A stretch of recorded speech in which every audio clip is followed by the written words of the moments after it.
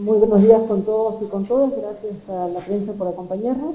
Nos encontramos el día de hoy con los investigadores peruanos que van a participar en el ensayo clínico de aplicación de la vacuna de procedencia china. El día de ayer hemos acompañado en el aeropuerto la llegada de los investigadores desde la China, un grupo de 11 representantes que van a acompañar el inicio de las actividades del ensayo clínico en nuestra patria.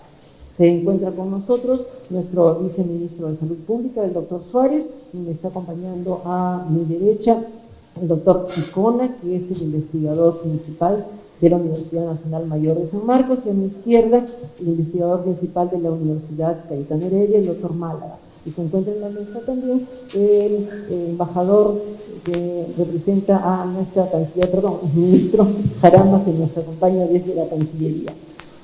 Para ello estamos hoy día contentos de recibirlos y esperando las preguntas de la prensa para poner al tanto a nuestra población del inicio de este primer ensayo clínico en nuestra patria. Así es que esperamos sus preguntas. Adelante, por favor.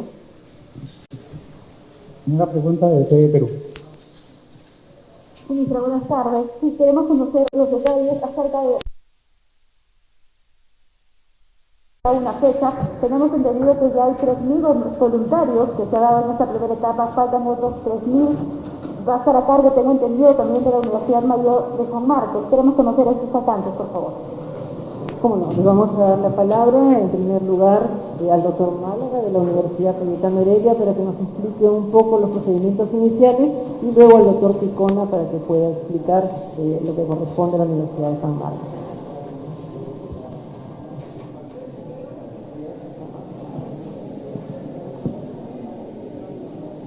Hola, buenos días, muchas gracias por la atención y por la cobertura.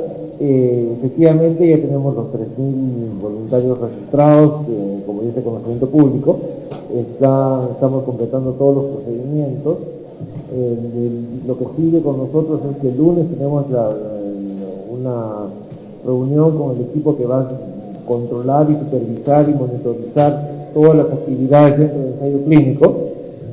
Para que nos dé la conformidad. De hecho, estamos trabajando con ellos para cada uno de los procedimientos. Los ensayos técnicos funcionan que cada uno de los procesos, toda la información que se va a recabar, cómo se va a recabar, en cuánto tiempo, cómo va a ser el seguimiento, cuál va a ser el tenor de las llamadas, qué información vamos a colectar. Todo eso tiene que estar de acuerdo a los lineamientos éticos, de lo que está establecido en el protocolo de investigación y a las guías de buenas prácticas de investigación internacionales. Todo esto tiene que supervisar esta empresa, que es una empresa totalmente privada y al margen de la universidad. Entonces, una vez que ellos nos den la autorización, el día martes ya hemos seleccionado un grupo de voluntarios para empezar con el proceso de inicio de la inoculación de la vacuna, lo cual será con un grupo inicial de 15 a 20 personas. Vamos a verificar cada uno de los plazos, desde que la persona llega, cómo se le toma el consentimiento informado, cómo el paso por el laboratorio, el paso por la consulta médica, la inoculación de la vacuna y posteriormente la observación de la cual hemos hablado, que vamos a hacer como de 30 minutos, es lo que establecemos en el protocolo para verificar que no exista ningún contratiempo. Todo ese circuito que debería funcionar como una maquinaria muy bien engranada, es la que vamos a poner a prueba el día martes y miércoles, para el día jueves arrancar ya con el protocolo propiamente dicho, con el estudio propiamente dicho, en velocidad crucero. Es lo que se ha establecido. Siguiente pregunta de Latina. Ministra, buenas tardes. Buenas tardes, doctores. Creo que la ministra quería hablar antes. Sí, muy buenas tardes. Bueno, lo que deseo referirles es que este ensayo clínico realizado en Perú es realizado de manera conjunta entre las dos universidades, San Marcos y Cayetano Heredia. Todas las actividades se coordinan desde un inicio.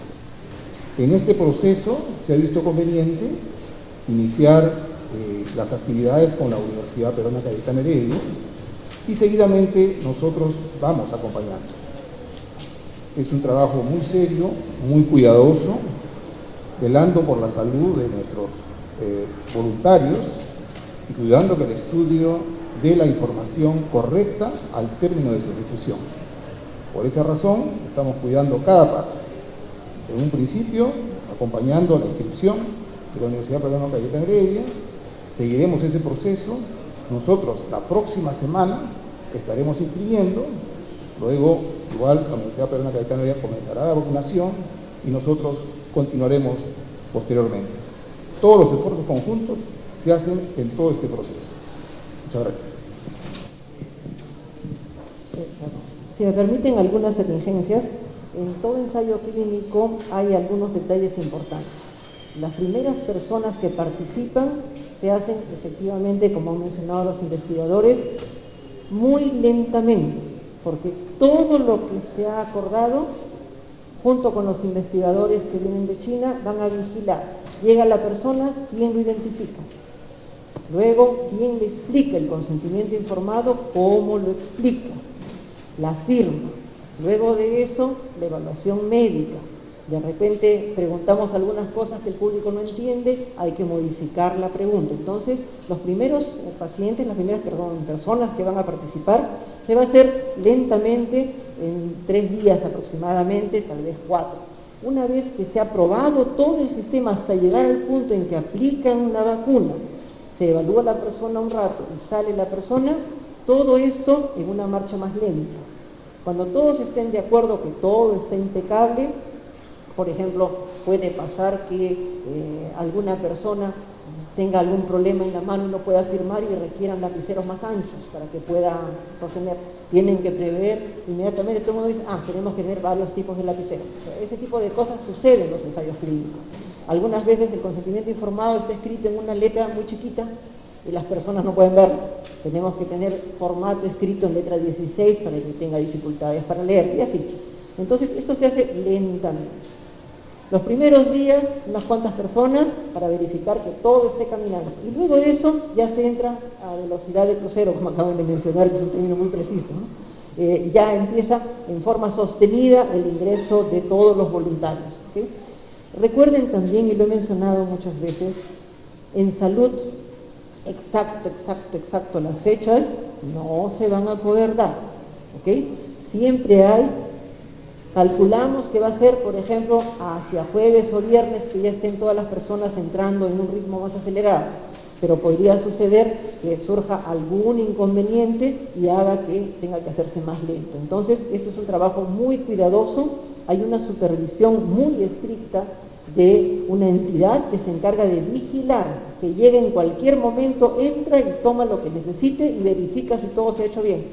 Y por otro lado, el grupo de investigadores que ha venido de China, que va a hacer también la misma operación y que son los más interesados todavía que todo esté bien registrado.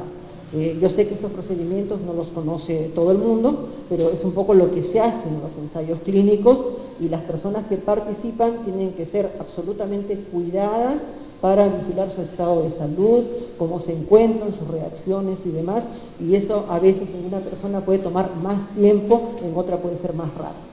Por eso sí hay muchas variables en esto. Adelante, por favor. Pregunta de Latina. Buenas tardes, ¿cómo está? Bueno, ministra, quería, por favor, que nos oriente en 2 aspectos. Primero, hoy sale una información respecto a que la Universidad Oxford también estaría a punto de empezar las mismas pruebas acá en el Perú, o la anunció en Estados Unidos. Quería que nos confirme, por favor, si esto es así, y en todo caso, si ya hay otras iniciativas en marcha que, tal cual lo anunció el presidente Vizcarra hace varias semanas ya, estaban en conversaciones también para hacer estas mismas pruebas acá en nuestro país. Y el segundo punto, ministra, que creo que es importante también es aclarar un poco a la ciudadanía el tema del desarrollo de este proceso de pruebas, ¿no? Ante la desinformación que puede haber, muchos creen que hay que descuidarnos, etcétera. Incluso ayer mismo se tergiversaba información respecto a los asintomáticos y aspectos de ese tipo. Quisiera, ministra, que nos aclare, por favor, qué es lo que viene ahora luego de este proceso en marcha. Muchas gracias. Primer asunto, hay una tremenda competencia para conseguir una vacuna y creo que eso nos beneficia a todos los ciudadanos, porque hay un montón de grupos de investigación trabajando a nivel mundial. Cada uno está en diferentes etapas. Cuando hablamos, por ejemplo, del ensayo clínico fase 2, es un grupo pequeño de personas, generalmente un centenar de personas o 200 personas, y se aplica la vacuna para ver ya en un grupo un poquito más grande qué hay en cuanto a seguridad, a efectividad de la vacuna. Pero lo importante es esta etapa, la etapa 3, donde hay miles de personas involucradas. Además, antes he participado en algunos ensayos clínicos y antes en realidad las personas eran de pocos lugares. En cambio ahora los ensayos clínicos implican que uno tiene que tener poblaciones europea, africana, asiática, hispana, norteamericana, etc. Eso nos da la garantía de que cada ser humano responde de acuerdo a sus ancestros, a sus experiencias de vida, a sus exposiciones ambientales, y ahora sí tenemos la ventaja de que todos los exámenes clínicos que están mencionando quieren llegar a muchos lugares. Por consiguiente, ya hay otros lugares que están empezando fase 3, y esos lugares, muchos de ellos ya nos han contactado. Tenemos hasta 8 grupos que nos han contactado, de los cuales 6 grupos han hecho ya la documentación necesaria para ponernos en un contacto más oficial. 2 de esos grupos son los que ya están firmemente establecidos. Estamos esperando la iniciativa de los otros 4 para ver qué otras alternativas hay. Como ven, nuestro país geográficamente está ubicado en el centro. Geográficamente también tiene 3 regiones diferentes. Entonces somos un sitio en donde pueden encontrar personas con diferente ancestría, personas con diferentes hábitos de vida, y todo esto interesa para aplicar la vacuna. Y a nosotros los peruanos nos interesa que funcione en nosotros, ¿verdad? Lo que más nos interesa es ver que funcione en nosotros. Así que creo que aquí va a haber que agradecer a todos los voluntarios.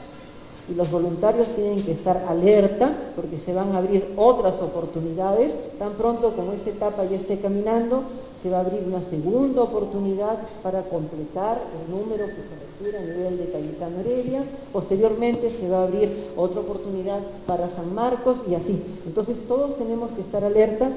A las personas que deseen participar son bienvenidas en esto, y demuestra cómo en medio de estas cosas que nos suceden con la pandemia, en realidad la población peruana es muy solidaria y muy participativa.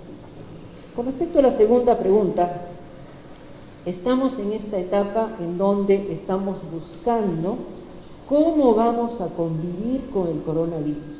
El coronavirus llegó a nuestro país para quedarse. Está entre nosotros. Nos contagiamos si nosotros tocamos el coronavirus o respiramos el coronavirus. Es por eso que las medidas que buscan, las medidas están buscando que nosotros no lo respiremos y que no lo toquemos. Si lo tocamos, tenemos que higienizar nuestras manos, en este caso con el alcohol gel, pero el agua y jabón es probablemente una de las medidas más costo efectivas que vamos a tener. De tal manera que nos cuidemos. Tenemos que estar preparados para vivir meses por delante con el coronavirus. Si la vacuna resulta efectiva, será mucho más corto, pero eso va a depender de los resultados. Todos tenemos que estar alerta. Si porque hay un ensayo clínico en nuestro país no nos cuidamos porque ya llega la vacuna, en el mundo de la salud muchas cosas pueden pasar. Puede pasar que con la reactivación económica tengamos un rebrote. Puede pasar que Dios no lo quiera, la vacuna no funcione muy bien. Entonces, lo más importante es continuar las medidas de precaución. Tenemos personas que tienen síntomas y que no tienen síntomas. ¿De quién me cuido yo habitualmente? Del que tose, del que tiene fiebre, ¿verdad? Me cuido del vecino que está acá, que no tiene nada y que está tranquilo, no me cuido. Entonces, ¿quién es más peligroso desde el punto de vista de contagiarme? El que tiene síntomas, yo parto a la carrera. El que no tiene síntomas, bajo la guardia. Es más, la persona que no tiene síntomas tampoco se cuida mucho porque se siente sana, como nos sentimos muchos de nosotros, ¿verdad? Por eso es que las personas que tienen síntomas son las que más nos van a contagiar, sobre todo si hablan, tosen y sale el virus al exterior. Las personas que no tienen síntomas, no todas las personas que no tienen síntomas tienen una carga viral alta. Si yo tengo mucho virus, aunque no tenga síntomas, puedo contagiar, ¿verdad? La gran mayoría de personas no están en esa categoría. Basta que haya uno, aquí donde estamos, uno de nosotros, que no tenga síntomas y tenga muchos virus, ¿a cuántos va a contagiar? 2, 4, 8, 16, 32, 128, en un ratito. Entonces, ¿para qué tomamos las medidas nosotros? ¿Solo cuando hay un positivo? No, ¿verdad? Tomamos las medidas frente a todas las personas que nos rodean, porque esto es un riesgo, una probabilidad. No tenemos cómo saber entre nosotros cuál de nosotros puede tener la posibilidad de contagio. Entonces, las medidas se toman para cuidarnos del riesgo. Y si hay 2 o 3 personas aquí que están positivas, tranquilamente podríamos contagiarnos muchos de nosotros, y serían 2 o 3. Por consiguiente, lo importante es cuidarnos en general, cuidarnos permanentemente, partir del principio que cualquiera nos puede contagiar. Si ustedes vieran las estadísticas de gente que contagia empezaron con el 70, 80%, bajaron al 40 y tantos por ciento, y ahora están entre el 2 y el 15%. ¿Eso importa? Eso no es lo importante. Lo importante es protegernos siempre de todas las personas que estén alrededor nuestro y nosotros proteger a las personas que queremos. Tal vez muchos han vivido la experiencia de descubrir un día que están positivos, ¿verdad? Y uno le queda la duda, ¿contagié a mi familia? ¿No contagié a mi familia? Lo importante es protegernos todos. Las personas que contagian, aunque sean pocas, son nuestro gran temor, y por ellas es que tenemos que cuidarnos todos, en todo momento. Todos los ciudadanos tenemos que cuidarnos.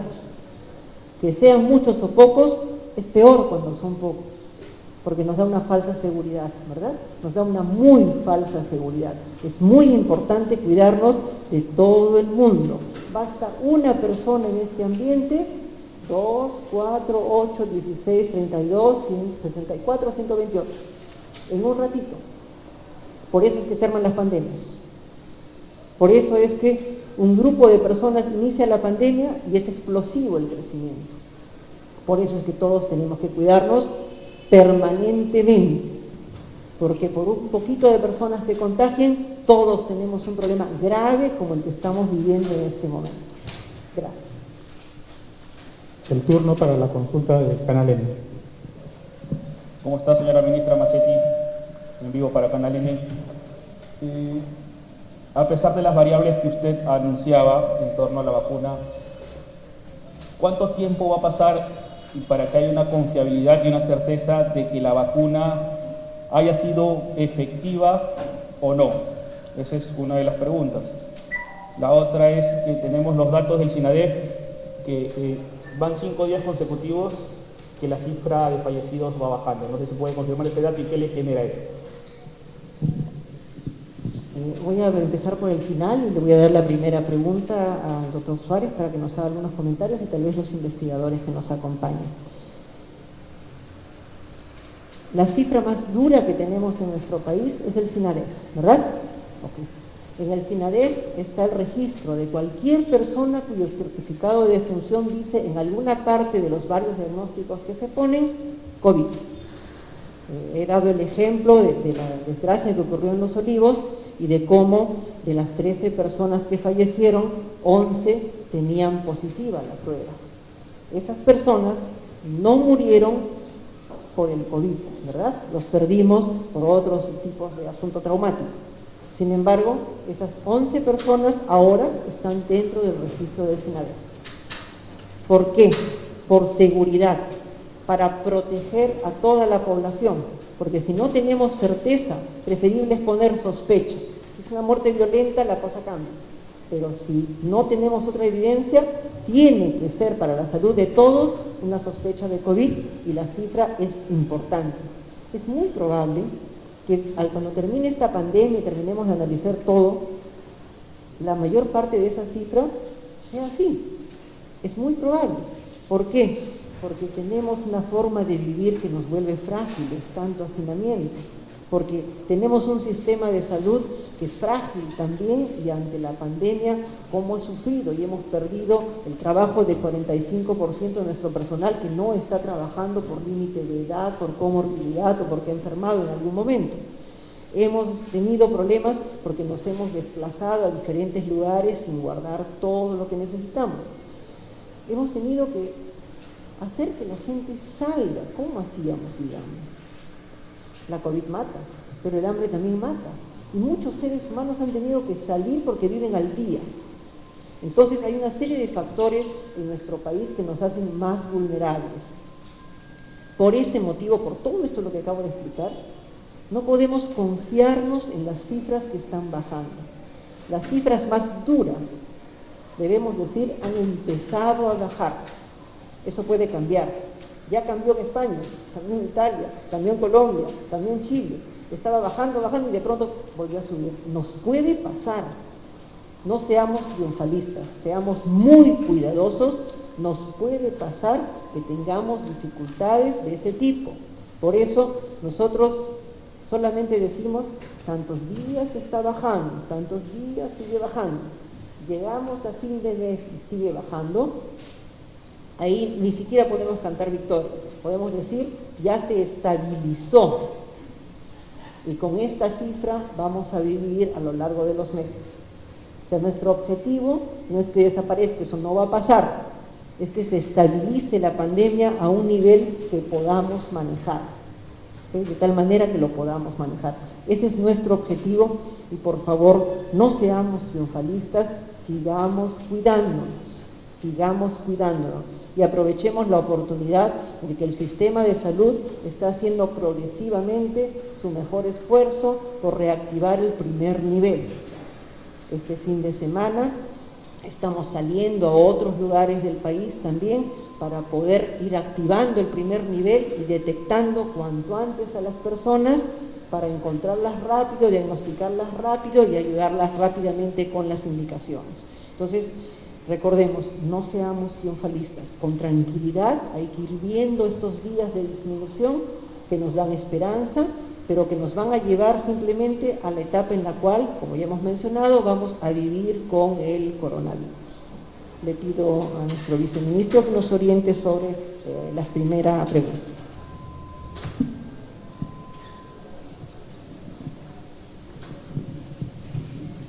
Muchas gracias, muy buenas tardes con todos.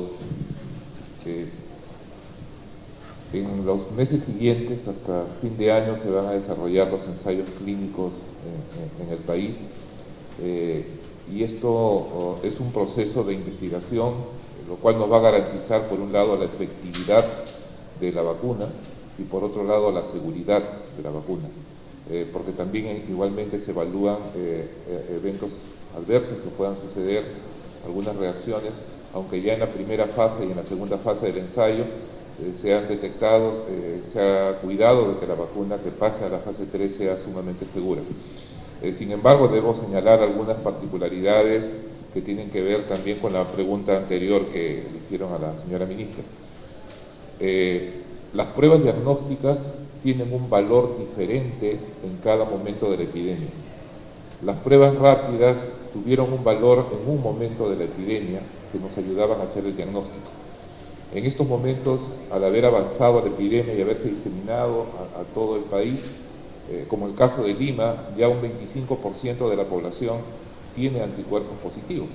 Es decir, si tomamos una muestra cualquier población, 1 de cada 4 va a tener ya anticuerpos. Aún más, cuando se empiece a vacunar como parte del ensayo, entre los 4 o 5 ensayos que se van a hacer suman alrededor de 30.000 personas que van a ser vacunadas en Lima y todos ellos van a tener anticuerpos positivos. Entonces, una prueba rápida ya no es útil para hacer un diagnóstico de una enfermedad aguda y es por eso que estamos pasando a las pruebas moleculares progresivamente para ser utilizadas para la vigilancia epidemiológica y para poder determinar por dónde va la epidemia y evaluar la magnitud de la epidemia y los lugares más afectados, ¿no? Las personas, una persona que está libre de síntomas, llamamos asintomático, en un grupo de personas que recientemente se han infectado, tienen el virus, ellos no saben que están infectados, no se les reconoce como infectados y se convierten en lo que llamamos vectores silenciosos que pueden diseminar la enfermedad. Como muy bien dijo la señora ministra, a diferencia de los sintomáticos, que a ellos sí los podemos detectar, o si yo estoy con tos, me quedo en casa, me cuido, o si se le identifica, se le aísla, a pesar que el asintomático tiene menor probabilidad de contagiar, esta situación de que son vectores silenciosos les da importancia en salud pública y se convierten en diseminadores de la enfermedad. Por eso es importante tomarlos en cuenta en salud pública. Por otro lado, la mortalidad que mencionaba también en la pregunta, debemos tener en cuenta que el impacto de la pandemia en todo el mundo ha sido doble, porque hay el impacto directo del COVID en las personas y que ha causado múltiples fallecimientos, pero también hay un impacto indirecto, que es las personas que no pudieron ser atendidas en una unidad de cuidados intensivos porque los hospitales estaban llenos, tuvieron un problema que requería una intervención quirúrgica o una enfermedad cardíaca, etcétera, y eso es lo que llamamos el impacto indirecto. Ambas situaciones se miden con un indicador epidemiológico que se llama el exceso de mortalidad y que lo estamos usando para poder dar prioridad a las regiones donde el exceso de mortalidad es mayor, porque eso nos dice que la epidemia está en actividad. El otro tema que se comentó respecto a la tendencia de la mortalidad. Es cierto que la tendencia en las últimas semanas está bajando el número de fallecidos, está bajando el exceso de muertes. Lo mismo tuvimos, y varios países lo vieron a mediados de junio, en que la tendencia era a disminuir. De repente empezó a subir nuevamente a partir de la primera semana de julio, cuando la epidemia se desplazó hacia el sur del país y empezaron a activarse los departamentos de Puno, Apurímac, Arequipa, Tacna, Moquegua. Lo mismo puede suceder, ahora está bajando y la epidemia en algún momento puede llegar a una zona del país que todavía no ha sido afectada y que tiene muchos susceptibles. Por lo tanto, no hay que bajar la guardia en ninguna región. A todos los gobiernos regionales les hemos dicho, todas las regiones tienen casos activos todos los días tienen casos hospitalizados y todos los días se están reportando fallecimientos. Ha disminuido, pero los indicadores nos dicen que la epidemia está activa todavía en todo el país y tenemos que seguir manteniendo la vigilancia y las medidas de prevención. La consulta de Televisa. Muy buenas tardes con todos. Ministra, queríamos dos preguntas. La primera es, a inicios de octubre se retoman los vuelos internacionales y cuáles van a ser las medidas sanitarias que se van a implementar. La segunda sería que del mes de agosto ha descendido lo que sería el fallecimiento, pues no a nivel nacional. Gracias. Gracias también. El día de hoy hay una reunión de los países de Latinoamérica, incluido el nuestro, con IATA, y se va a tomar decisiones conjuntas porque esto va a depender un poco de dónde a dónde son los vuelos. Nuestro equipo, junto con el Ministerio de Transportes y con Relaciones Exteriores, ha preparado ya 3 posibles escenarios que tendríamos que utilizar para este momento de apertura de los viajes. Estos escenarios van a ser discutidos y luego de eso va a haber un acuerdo. Probablemente, depende de dónde sean los viajes, tengamos alternativas para un lugar de partida y de llegada, para otro lugar de partida y de llegada. Por eso hemos preparado varios escenarios de acuerdo a las necesidades de las personas que van a viajar. Lo más probable es que primero se active lo que son los vuelos para las personas que vuelan por asuntos de trabajo. Es poco probable que haya personas que puedan requerir vuelos para asuntos de turismo, porque todavía deambular por nuestros países no es lo más seguro, pero por lo menos para los aspectos de trabajo. Con este acuerdo vamos a poder nosotros organizarnos en el país y se tiene previsto, antes de que termine el mes, la semana previa, tener el acuerdo ya oleado y sacramentado para avisar a las empresas y que puedan tomar sus provisiones. Quisiera destacar nuevamente que cualquier decisión sobre los viajes es una decisión que depende de las cifras, que todos hemos previsto un día, pero ese día depende de las cifras. Y si tenemos cifras que puedan empeorar, tendrá que tomarse otra decisión. Todas las decisiones que se toman no están escritas en piedra, dependen de las circunstancias que vayamos viviendo, porque la pandemia es tremendamente cambiante. Entonces todos nos estamos preparando. Ayer que estuvimos en el aeropuerto, vimos todas las medidas de seguridad que se han tomado y estuvo muy interesante la visita en ese sentido. Pero recuerden que la epidemia es cambiante y nosotros tenemos que estar alerta para cualquier variación de decisión. Hasta ahora todo está bien encaminado, esperemos que continúe así. Con respecto a las cifras, ya hemos mencionado la importancia de mantenernos todos alerta. Las cifras están haciendo una disminución leve en la mortalidad, pero es importante que sigamos eso. Y si esa disminución se confirma a lo largo de los días, sigue bajando y llegamos a un nivel ya de estabilización de la pandemia, entonces estaremos todos en las mejores condiciones para seguir cuidándonos, porque el virus está circulando entre nosotros. El virus está con nosotros, no se va a ir. La única forma de que las cosas puedan cambiar es cuando todos los que estamos susceptibles seamos vacunados y podamos ya tener defensas. Recuerden que el que ya pasó por esta infección tiene inmunoglobulina G de guardián. Yo siempre digo G de guardián para acordarme. Cuando estoy en plena pelea, estoy en inmunoglobulina M, que es la parte de mis defensas que aprende a pelear contra el virus. Y con la inmunoglobulina G, lo que hacemos es guardar la memoria para esas defensas. Y si me vuelve a exponer al virus, se activa inmediatamente y evita que me vuelva a infectar. Entonces, recordemos que en este momento probablemente el 25% de nosotros ya tiene esas defensas. Y cuando nos vacunen, seremos más todavía. La gran mayoría ya tendremos esas defensas y podremos estar todos protegidos. Pero mientras tanto, mucha cautela, por favor, con la disminución de cifras. Las cifras, es cierto, están bajando, nos dan esperanza a todos, pero es un indicio de que debemos seguir cuidándonos. Y recuerden, las cifras están bajando porque todos nos estamos cuidando.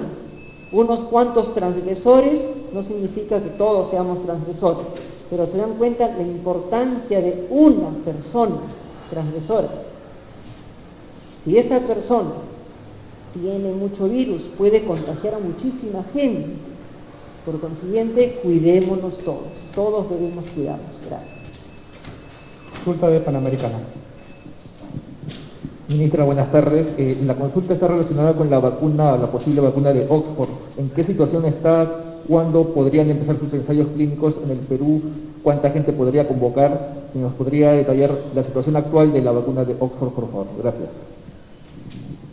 Gracias también. Es parte de los grupos que se han interesado en nosotros. La mayor parte de grupos que han tenido conversaciones con los equipos que establecen el contacto, establecen la necesidad entre 3.000 y 6.000 personas que puedan participar en el ensayo clínico. Y parte de las negociaciones es que muchas veces los grupos que ofrecen trabajar con nosotros nos ofrecen también una cierta cantidad de vacuna, generalmente 5 o 6 millones de dosis. Eso significa que no podríamos con un solo grupo trabajar. Lo más probable, habrá que ver cómo se mueve el mercado, es que nuestro país requiera comprar vacuna a diferentes proveedores para completar los 22 millones y medio de personas que queremos vacunar, probablemente en el curso de un par de meses, ya que se va a necesitar probablemente 2 dosis. Si la vacuna que finalmente se apruebe es de 1 dosis, estupendo, porque será la mitad del tiempo. Pero hasta ahora la mayor parte de las vacunas tienen 2 dosis, así es que eso significa que tendríamos probablemente que hacer un sistema de vacunación nacional en un par de meses. Gracias. Consulta de ATV. Ministra, estamos en vivo para ATV sobre el regreso de los vuelos internacionales. Se ha dicho mucho de que todavía falta afinar algunos protocolos. Ante ello ya se ha anunciado de que regresaría ese servicio a partir del 1 de octubre. ¿Sería posible y quiénes estarían aptos para prestar este servicio?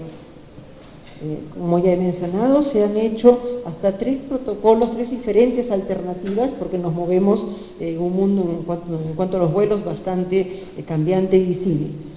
Las autoridades nuestras han preparado estos 3 protocolos. Ahora en la tarde hay una reunión conjunta entre los diferentes países de Latinoamérica y IATA para sacar algunas conclusiones, y lo más probable es que tengamos un protocolo principal y por lo menos uno más alternativo, depende de las características de los vuelos y demás. La fecha en principio prevista es a partir del día 1.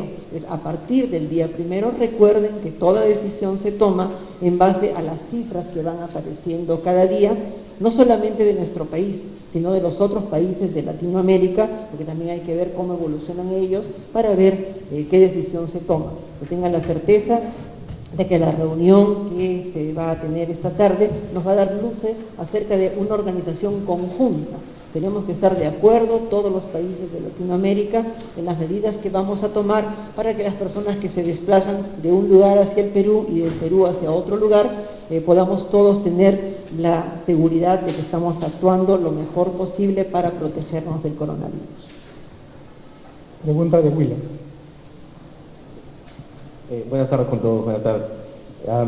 Sí, expresar tal vez una preocupación por el mensaje que se podría llevar la población a partir de la conferencia, y aprovechando que hay expertos aquí, podrían de repente aclarar el tema de esa, tal vez se lo he entendido mal hoy, esa relación directamente proporcional entre ser asintomático o no asintomático y contagiar más o contagiar menos.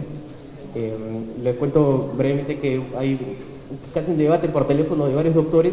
Algunos doctores han citado estudios internacionales y dicen, cuidado, eso puede ser falso. Otros han dicho, puede ser plausible, pero ¿cuál es el mensaje que se da a la población? Y les pido a uno de los doctores tal vez una base, algún estudio que ratifique uno que los que no están, los asintomáticos en todo caso, tienen esa probabilidad. Gracias. Nosotros tenemos la mayor parte de personas que no tienen síntomas. En nuestro país 75% de las personas, 78% de las personas, va variando según las encuestas, que no tienen síntomas, y el resto de las personas sí tienen síntomas. Mientras más síntomas tenga y más grave esté yo, evidentemente tengo más virus en mi cuerpo, ¿verdad? Por ejemplo, las personas que están en la unidad de cuidados intensivos, que son las más graves, muchas veces terminado su proceso, salen de alta y tienen que guardar cuarentenas largas. Ellos, por ejemplo, establecen hasta 3 semanas de cuarentena. ¿Por qué? Porque el que haya estado grave significa que tiene mucho virus en el cuerpo. El que no tiene síntomas significa que tiene menos virus en el cuerpo, ¿verdad? Como tiene menos virus en el cuerpo, hay todo un debate acerca de cuánto contagian o no contagian las personas asintomáticas. Al principio no se sabía mucho y se pensaba que la gran mayoría era tremendamente contagiosa. Poco a poco se han ido haciendo trabajos, y el último de los trabajos, que es un metaanálisis que toma 9 trabajos diferentes y analiza la estadística. Y ese metaanálisis establece que empezamos con creo que 70 y tantos % de posibilidad de riesgo de infectar, y eso en la medida en que se fue evaluando a los asintomáticos y se vio cuánto virus tenían en el cuerpo, se ha ido poco a poco reduciendo. Que quede claro, no estoy diciendo que no contagien. En ningún momento he dicho que no contagien. Lo que hemos mencionado es que las personas asintomáticas, el grupo que tiene mayor cantidad de virus, que felizmente es el grupo menor, es el grupo que contagia. Ese grupo es pequeño y de alto riesgo, porque no tiene molestias, no me cuido y la persona tampoco se cuida. Y recuerden que el contagio es exponencial: 2, 4, 8, 16, 32, 64, 128. Se puede contagiar en un momento un montón de personas. Entonces, ¿qué es lo que importa? En el último metaanálisis dice 2.2 a 15%, ¿ok? Porque son varios estudios. ¿Importa la cifra? No, ¿verdad? Es el concepto el que importa. El concepto que dice que una persona que no tiene síntomas me puede contagiar. Serán muchos, serán pocos. Lo que interesa es que nos cuidemos. Nosotros hemos hecho referencia al último metaanálisis. Pero eso no quiere decir que no nos cuidemos. En ningún momento he dicho que no nos cuidemos, y que quede claro. Las personas asintomáticas, hay un grupo que tiene mayor cantidad de virus y nos puede contagiar. Y ese es el peligro. Todas las medidas epidemiológicas se toman por eso, por las personas asintomáticas que nos pueden contagiar.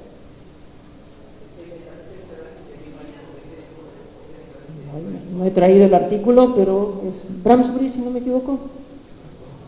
Si gusta, si nos da los datos, le enviamos el artículo para que lo puedan revisar. Un metaanálisis significa que hacemos un análisis estadístico de varios otros estudios.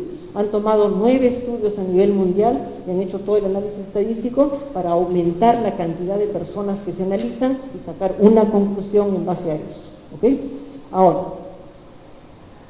cifras más, cifras menos. Lo que interesa es que el grupo de personas asintomáticas con más carga viral nos puede contagiar. Y por esas personas tomamos las precauciones. Eso es lo más importante y es lo que también he repetido anoche. ¿Okay? No hagamos otras interpretaciones. Lo correcto es lo correcto. ¿Okay? Y depende de los artículos que revisemos, porque si gustan podemos sacar los artículos del principio de la pandemia con otras cifras, ¿verdad? Ok, no es eso lo que importa. Lo que importa es el concepto y el riesgo. Y basta que en este ambiente haya una persona que nos pueda contagiar para que tengamos aquí todos un problema, ¿verdad? Entonces, eso es lo más importante. Muy bien. La consulta de RPP. Ministra, buenas tardes. En directo para RPP en estos momentos, y dentro de las ratificaciones que usted viene realizando sobre los asintomáticos, si contagian o no contagian, como usted ha venido indicando, en RPP indicó ayer en la noche que a los asintomáticos no era necesario realizarles las pruebas de descarte. ¿Continúa usted con esa versión? A nivel internacional, las pruebas las hacemos a las personas que tienen síntomas y a sus contactos. A nivel internacional, y de acuerdo a lo que sugieren todas las organizaciones internacionales, la estrategia es que se hace pruebas a las personas que tienen síntomas o que han estado en contacto con alguien. Recuerden, por ejemplo, cuánto hemos debatido sobre el sistema para trazado de contactos, ¿verdad? Ok. ¿Qué es lo que me indica en los países donde hay trazado de contactos? Mi teléfono me indica, estuvo cerca a una persona, a 2 personas, a 10 personas, y llega un momento en donde el sistema me dice, su riesgo es alto. Usted sí ha estado en contacto con muchas personas y tiene que hacerse evaluar. Entonces, a nivel internacional, y es lo que hemos hecho acá desde el principio, se ha hecho pruebas a las personas que tenían síntomas o a las personas que tienen contacto. ¿Okay? Por ejemplo, cuando vamos nosotros a las intervenciones en los diferentes lugares del país, siempre vamos primero a una persona susceptible. Si una persona susceptible sale positiva, se dan todas las indicaciones para toda la familia, tenga o no tenga síntomas, porque han estado en contacto.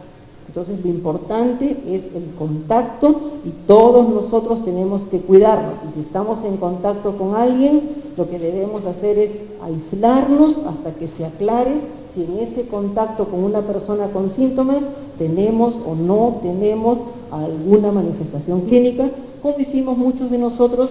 Fuimos a un gobierno regional, estuvimos en contacto con una autoridad que, como debe ser, nos dijo, miren, tengo estas molestias, tengo estos síntomas.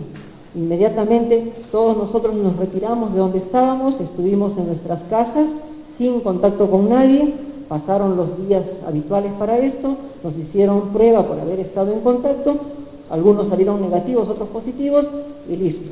Lo importante es que todos los que tenemos síntomas o estamos en contacto con alguien con síntomas tengan una prueba de por medio. ¿Sí? Y más importante todavía, si en algún momento no hubieran pruebas, Los síntomas son los que definen lo que hacemos con las personas. El cuadro clínico es más importante que cualquier prueba. Gracias. Finalmente, la consulta exitosa. Ministra, muy buenos días. Iván Escudero, información en vivo para Exitosa. Ministra, hoy nos hablan de cifras, nos hablan también de este ánimo de triunfalismo que no se debe tener. Sin embargo, ministra, le comento una realidad. Hace instantes, a nuestra línea en vivo, ha llamado una persona de 38 años, ha dicho que él tiene todos los síntomas para la COVID-19, ha perdido el olfato, tiene fiebre, está agitado, ha llamado a la línea del ministerio y han dicho que no hay movilidad para que lo puedan atender. Esta es la realidad que afronta la población ante la pandemia, ministra. ¿Qué hacer en todo caso desde el ministerio con este tema puntual que Exitosa lo ha recogido en vivo de un hombre de 38 años con estos síntomas y que la respuesta ha sido que no hay movilidad para que lo puedan trasladar, ministra? Gracias. La gran mayoría de llamadas sí reciben atención y tenemos nosotros 80.000 llamadas al día que reciben atención. Es verdad que como cualquier sistema de salud aquí o en el extranjero, hay llamadas que terminan en esta coyuntura que han mencionado y que por supuesto nadie quisiera que así suceda. La gran mayoría de personas sí reciben atención a través de las llamadas. Algunas personas, desafortunadamente, los sistemas todos tienen un límite y lo mismo sucede en todos los países del mundo. Eso no significa que no sigamos haciendo el esfuerzo para eso. Y recientemente hemos aprobado un financiamiento adicional para que las líneas del 113 puedan ser más eficientes y puedan acudir al llamado. Igualmente se está haciendo una serie de uniones estratégicas. Como ustedes saben, el Ministerio de Defensa y el Ministerio de Salud se han unido para trabajar juntos. Y estamos logrando a través de la capacidad logística del Ministerio de Defensa que el Ministerio de Salud pueda llegar a lugares donde habitualmente no estaba llegando. Si nos hacen presente las características, la ubicación de la persona, la DIRIS que no ha podido atenderlo, podemos conectarlos con otra DIRIS que sí lo pueda atender y en este momento disponga de capacidad. Van a haber otras llamadas donde no haya atención por algún motivo. No es lo habitual, la gran mayoría sí reciben atención y tenemos la estadística que es vigilada por su salud, no solamente por nosotros, sino también por su salud, que es nuestro regulador. Y cuando encontramos alguna de estas llamadas, por donde nos llegue la información, intentamos hacer todo lo posible para que la demanda sea cubierta. Gracias. Gobierno del Perú. El Perú primero.